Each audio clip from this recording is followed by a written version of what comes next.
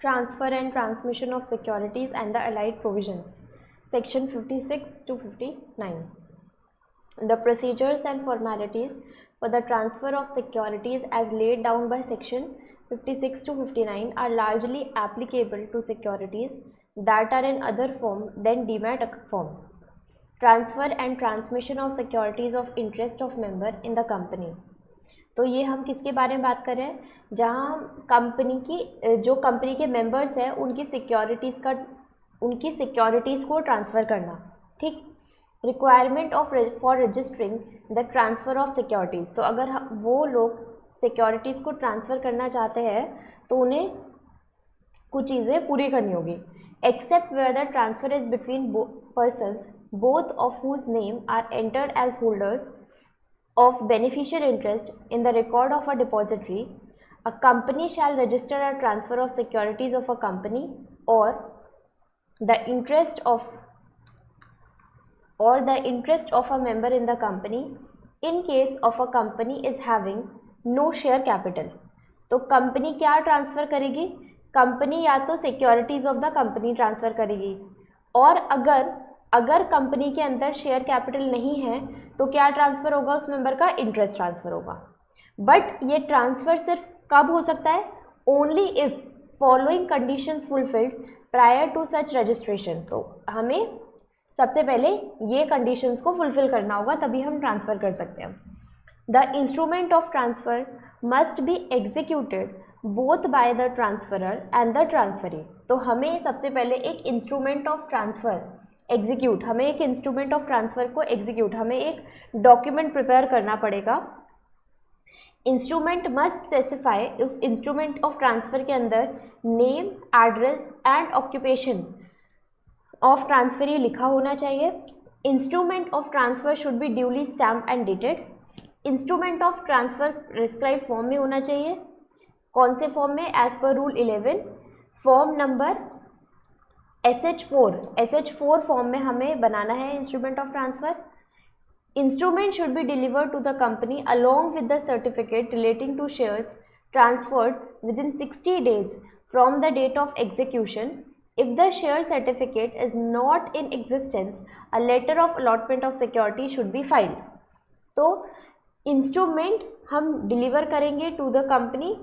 Instrument के साथ साथ हम और क्या डिलीवर करेंगे, सर्टिफिकेट रिलेटिंग टू शेयर. जब हम शेयर को इशू करते हैं तो उसके साथ एक सर्टिफिकेट होता है, वो हमें ट्रांसफ़र करना होगा विद इन 60 days. अगर शेयर सर्टिफिकेट नहीं है तो फिर क्या होना होगा, लेटर ऑफ अलॉटमेंट फाइल किया जाएगा. The proviso to section 56 subsection 1 says that where the instrument of transfer has been lost or it has not been delivered within the prescribed period, the company may register the transfer on such terms as to indemnity as the board may think fit. तो अगर instrument of transfer खो गया है या फिर deliver नहीं हुआ है तो company as per terms and condition जैसा बोर्ड को ठीक लगता है उस तरीके से काम करेगी. तो सिंपल ट्रांसफ़र क्या होगा, या तो कंपनी के सिक्योरिटीज़ ट्रांसफ़र होंगे या फिर कंपनी के मेंबर का इंटरेस्ट ट्रांसफ़र होगा, जहाँ पर company is not having any share capital, but company को ये सारी कंडीशंस को फुलफ़िल करना होगा. सबसे पहले तो इंस्ट्रूमेंट ऑफ ट्रांसफ़र एग्जीक्यूट किया जाएगा. इंस्ट्रूमेंट ऑफ ट्रांसफ़र में नेम, एड्रेस और ऑक्यूपेशन स्पेसिफाई होना चाहिए. वो ड्यूली स्टैम्प एंड डेटेड होना चाहिए. वो SH4 में ही बना होना चाहिए और वो डिलीवर होना चाहिए विद इन 60 days. अगर नहीं है शेयर सर्टिफिकेट तो लेटर ऑफ अलॉटमेंट. ठीक है. Transfer of partly paid shares on an application of transferor alone. When an application is made by the transferor alone and relates to the partly paid shares, and the company shall not register the transfer of partly paid up share unless the company give notice in form number SH5 to the transferee and the transferee has no objection to the transfer within 2 weeks from the date of receipt of notice. अब ये जो share हम transfer करते हैं ना, ये हमारे fully paid up होने चाहिए. लेकिन सपोज ये फुली पेड अप नहीं है, ये पार्टली पेड अप है, तो क्या हम इनको ट्रांसफ़र कर सकते हैं? तो हम ट्रांसफ़र कर सकते हैं, लेकिन उसके लिए सबसे पहले SH5 में नोटिस देना होगा और इस ट्रांसफ़र करने के लिए ट्रांसफरी को कोई ऑब्जेक्शन नहीं होना चाहिए. transferee has no objection to the transfer within 2 weeks from the date of receipt of the notice. उसको कोई objection नहीं है, he has no objection, ऐसा भी उसको बता देना within 2 weeks जहाँ पे उसे notice receive होगा SH5. ठीक. Example 13. Himanshu has received a notice from Chaitanya Progressive Books Private Limited on 7th August 2023 intimating that Shefali has submitted a transfer deed duly signed by her for transfer of 500 partly paid up share, 6 paid up out of the face value of 10 per share in his name. तो अब हिमांशु को receive हुआ है एक notice कि share transfer करने के लिए जो कि पार्टली पेड अप है. तो Himanshu as a transferee must raise his objection. तो हिमांशु कब तक अपना ऑब्जेक्शन रेज कर सकता है? 2 वीक्स के अंदर अंदर. 7 अगस्त से जिस दिन उसको रिसीव हुआ वो नोटिस उस दिन से 2 वीक्स के अंदर अंदर. तो 14 तक 1 वीक हो गया, 21 तक 2nd वीक हो गया. तो 2 वीक के अंदर अंदर वो ऑब्जेक्शन रेज कर सकता है. अगर उसने ऑब्जेक्शन रेज कर नहीं करा तो फिर वो हो जाएगा नो ऑब्जेक्शन और फिर ये ट्रांसफ़र एग्जीक्यूट हो जाएगा. ठीक. Exemption in case of government company and security. Government company which has not committed default in filing of its financial statements under section 137 or annual return under section 92 with the registrar given. तो government company ने अगर default नहीं किया है section 137 का और section 92 का तो फिर उनको एग्जेम्पशन मिल जाता है. Full exemption from the conditions laid down by section 56 subsection 1 in respect to transfer of securities held by nominees of the government. Partial exemption in respect to transfer of bonds issued by a government company. Only an intimation by the transferee specifying his name, address and occupation if any has been delivered to the company along with the certificate relating to the bond, and if no such certificate is in existence, along with the letter of allotment of the bond. There is no requirement of proper instrument of transfer to be duly stamped and executed by or on behalf of transferor and by or on behalf of the transferee. तो यहाँ पर क्या लिखा है कि अगर full exemption मिलेगा government companies को सेक्शन 56 के लिए to the transfer of security held by nominees. मतलब अगर हम ऐसे सिक्योरिटीज ट्रांसफ़र करें जो कि गवर्नमेंट के नॉमिनीज के पास है. पार्शियल एग्जेम्पशन मिलेगा सेक्शन 56 से in respect of transfer of bond. जहां बॉन्ड ट्रांसफ़र किए जाएंगे वहां पर पार्शियल एग्जेम्पशन मिलेगा.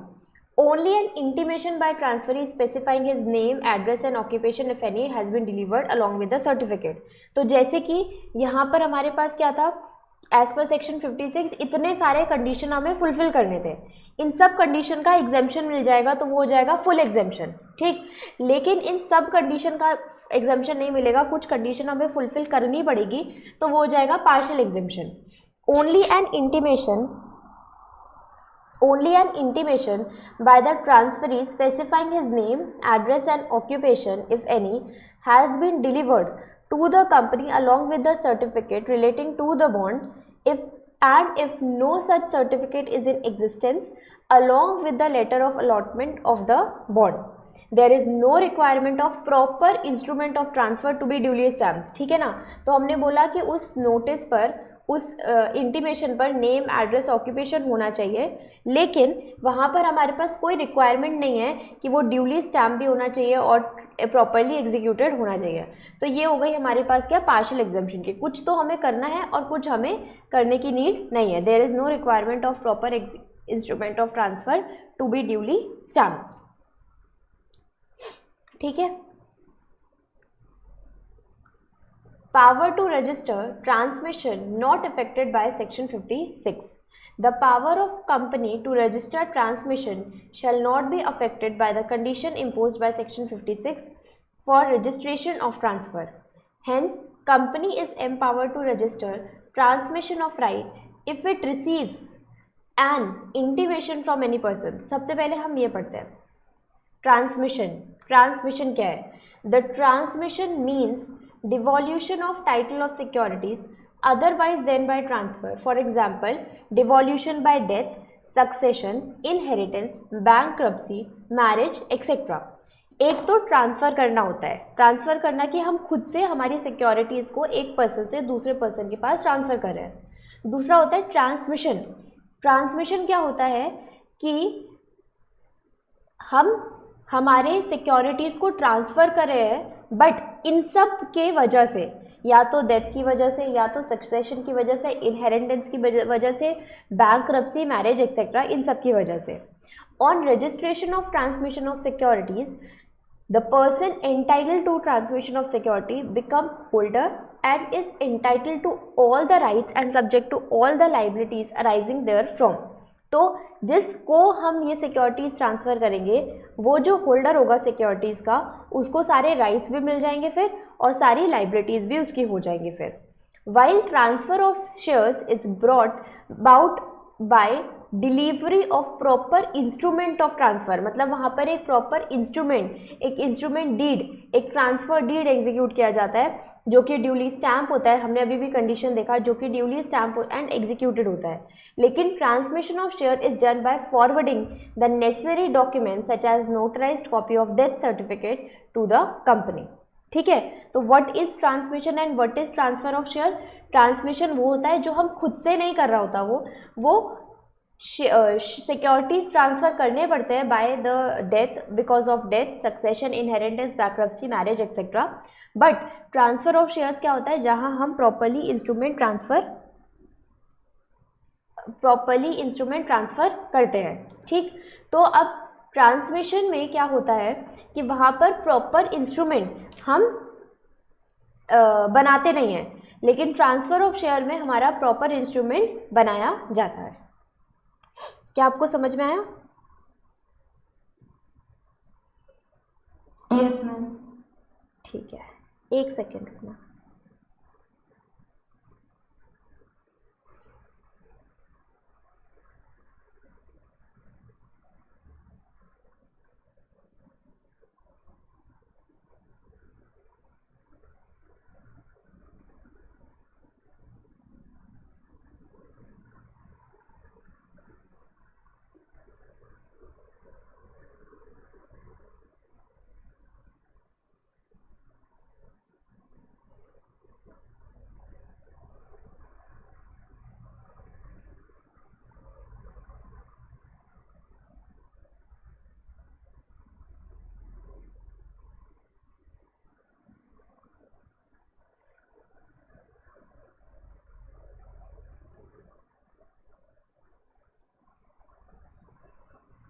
ठीक है, चलो अब आगे बढ़ते हैं।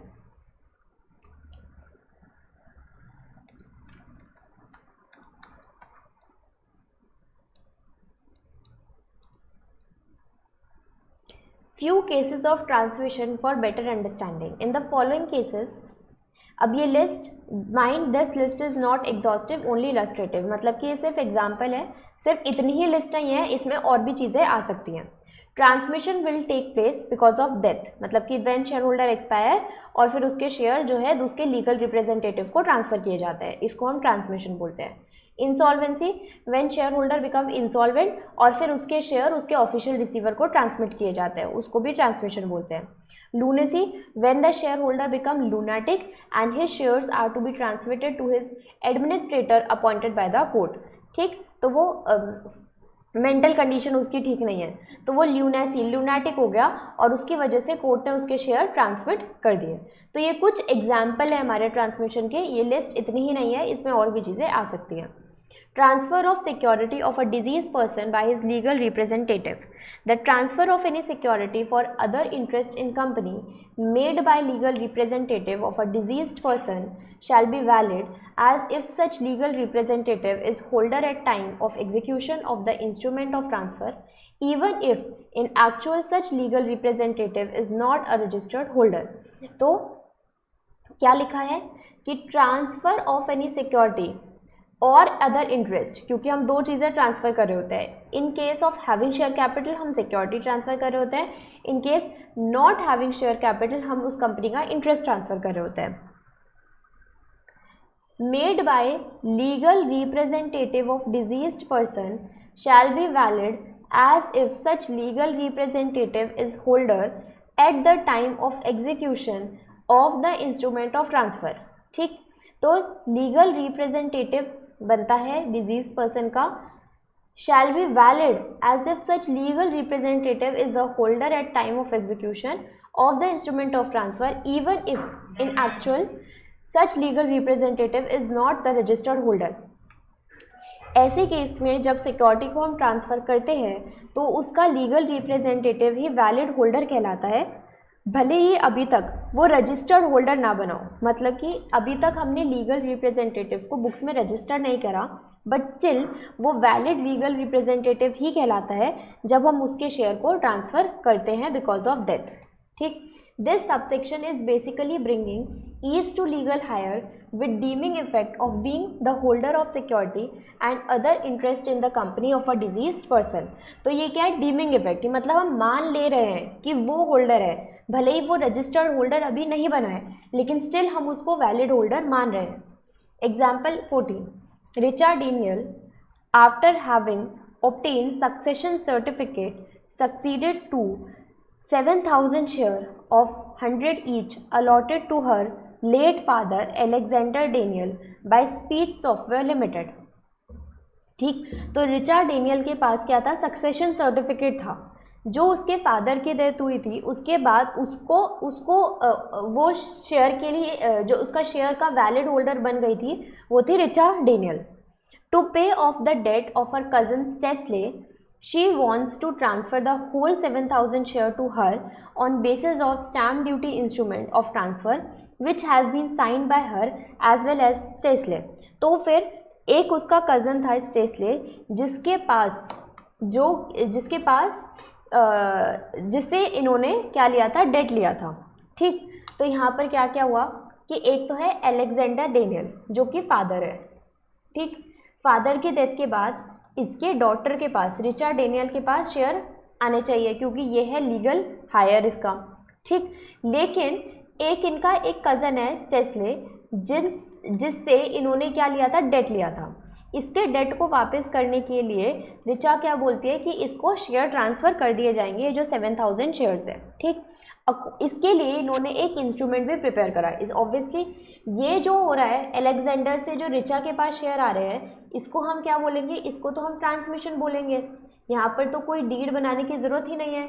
लेकिन जो रिचा से स्टेस्ले के पास जा रहा है ये तो हमारा ट्रांसफ़र है.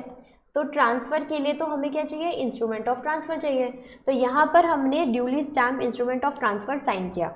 Accordingly, she has delivered the required documents to the company for transfer of shares. In the terms of Section 56, subsection 5, the company on receipt of duly stamped instrument of transfer along with the requisite of share certificate and succession certificate shall transfer the share in favor of Stesley. Thus, even through Richard Daniel, the legal representative of Alexander Daniel is not the holder of 7,000 as per the register of member. तो Richard Daniel भी registered member नहीं है, लेकिन the transfer effected by her in favor of cousin Stesley is valid transfer as if he had the holder of security at the time of executing the transfer deed. यहाँ पर हम ये बोल रहे हैं कि अभी तक रिचा का नाम बुक्स ऑफ अकाउंट्स में नहीं लिखा गया, ये रजिस्टर्ड होल्डर नहीं है, लेकिन ये लीगल होल्डर है, इसलिए ये इन शेयर को ट्रांसफ़र कर सकती है, वो लीगल होगा. As an alternative Richa Daniel may choose to get herself registered. अब यहाँ पर इसने क्या चूज़ करा, इसके पास शेयर आए, इसने बिना खुद को रजिस्टर कराए वो शेयर ट्रांसफ़र कर दिया स्टेस्ले के पास. लेकिन इसके पास एक और ऑप्शन था कि ये क्या कर सकती थी, पहले ये खुद को रजिस्टर करवाती बुक्स में, उसके बाद इसके शेयर ट्रांसफ़र कर सकती थी स्टेस्ले को. As an alternative Richard Daniel may choose to get herself registered as holder of 7,000 share, in which case she will make an application to Speech Software Limited. Such application shall be accompanied with a share certificate and succession certificate. There is no need to submit instrument of transfer or transfer deed in such a case of transmission. This is so because transfer deed cannot be signed by the deceased person or as transferor. On receipt of these documents, the company will scrutinize them and if found in order, it shall proceed to enter the name of Richard Daniel in the register of members. Consequently, the name of the deceased person, that is Alexander Daniel, shall be deleted. Further, new share certificate will be issued in the name of Richard Daniel, the legal representative of Alexander Daniel. ठीक, क्या आपको समझ में आया example? Yes. Time period for delivery of certificates. Every company shall, unless prohibited by any provision of law or any order of court, tribunal or other authority, deliver the certificates of all securities allotted, transferred or transmitted. अब हम देख रहे हैं time period, किस case में कितना time period हमें चाहिए सर्टिफिकेट को डिलीवर करने के लिए. In case of subscribers to the memorandum 2 months from the date of incorporation. In case of any allotment of any shares of the company, 2 months from the date of allotment. In case of transfer of security, 1 month जहाँ से हमारा instrument of transfer बनाया जाएगा. In case of transmission के case में 1 month intimation of transmission जहाँ company को receive होगा. In case of any allotment of debenture के केस में 6 months from the date of allotment. In case of all securities of IFSC public or private company, 60 days after incorporation, allotment and transfer of transmission.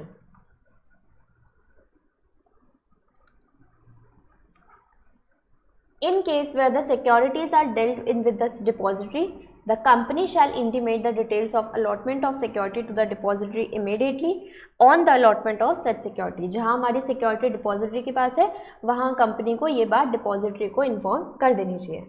Example 15, a request for transfer of shares has been delivered by InSwift Pharma Labs Limited in form SH4 along with the instrument of transfer on 25th November. The company shall deliver the certificate to the effect by 24th December 2022. क्योंकि हमारे पास transfer के case में, transfer of share के case में कितना time period होता है, 1 month का टाइम पीरियड होता है. इसलिए यहाँ पर हमने टाइम पीरियड कितना लिया, 25 नवंबर से 24 दिसंबर. अगर हम इस सेक्शन में सेक्शन 56 के सबसेक्शन 1 to 5 में कोई भी गलती करते हैं तो company and every officer in default पे पेनल्टी लगेगी ₹50,000 की. Liability of depository. Liability of depository. Where any depository or depository participant with an intention to defraud the person has transferred share, it shall be liable under section 447 along with the liability mentioned under Depository Act 1996. तो हमने क्या बोला, जहाँ पर depository या depository participant ने कोई भी गलती करी तो वो लायबल हो जाएगा सेक्शन 447 में, और साथ के साथ जो डिपॉजिटरी एक्ट 1996 में जो सज़ा लिखी है वो भी लग जाएगी. With the dematerialisation process becoming a necessity in case of unlisted company, that is they required to dematerialize all the securities as per rule 9A, the chances of forgery are very thin and almost negligible. ठीक, तो dematerialised process के case में chances of forgery, chances of D fraud करना वो क्या होता है, बहुत ही नेग्लिजिबल होते हैं. The provision contain in section 447 which describe the punishment for fraud are stated in chapter 3. वो हमने 447 में, सेक्शन 447 हमने चैप्टर 3 में रीड किया था.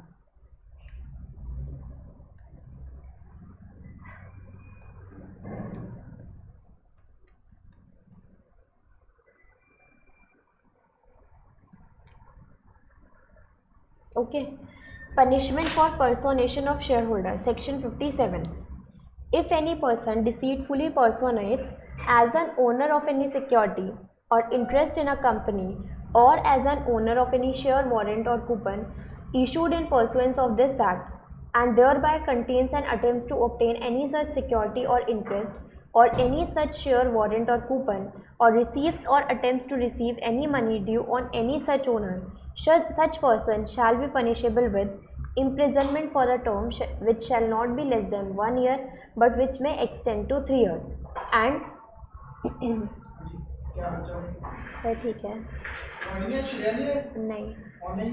नहीं अभी सिर्फ प्रंजल है.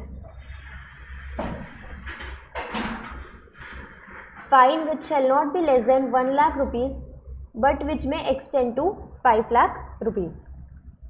तो सेक्शन 57 क्या है कि अगर कोई पर्सन खुद को रॉन्गफुली या तो ओनर बताता है सिक्योरिटी का, या वो ऐसा शो करता है कि उसके पास इंटरेस्ट है, या वो ओनर ऑफ शेयर वारंट खुद को शो करता है, तो फिर उस पर्सन के ऊपर या तो इम्प्रिजनमेंट होगा मिनिमम 1 ईयर का, मैक्सिमम 3 ईयर्स का, और साथ के साथ यहाँ पर फाइन है, इम्प्रिजनमेंट होगा 1 ईयर से लेकर 3 ईयर्स का, और साथ के साथ फाइन लगेगा 1 lakh rupees to 5 lakh rupees का। बताओ ये सेक्शन भी समझ में आया यहाँ तक? Yes ma'am. ठीक है, तो हमने क्या बोला कि अगर कोई भी पर्सन खुद को रॉन्ग, मतलब कि वो है नहीं ओनर, या उसके पास ना ही इंटरेस्ट है, ना ही वो शेयर वारंट का ओनर है, बट वो खुद को ऐसा शो करता है कि उसके पास ये सब है, तो वो person is punishable with imprisonment of 1 year to 3 years and with fine of 1 lakh to 5 lakh rupees. ठीक है,